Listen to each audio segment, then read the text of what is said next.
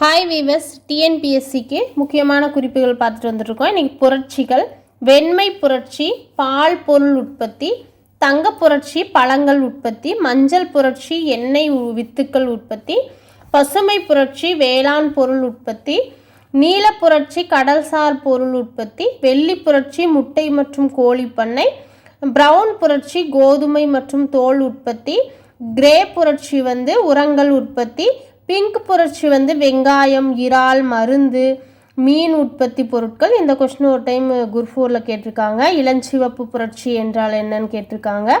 வெங்காயம், இறால், மருந்து, மீன் உற்பத்தி பொருட்கள். அப்புறம் சிவப்பு புரட்சினா மாமிசம், தக்காளி உற்பத்தி. வட்ட புரட்சி உருளைக்கிழங்கு உற்பத்தி.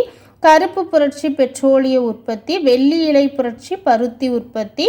தங்க இலை புரட்சி சணல் உற்பத்தி. கிரீன் புரட்சி தானிய வகை உற்பத்தி. நன்றி, வணக்கம்.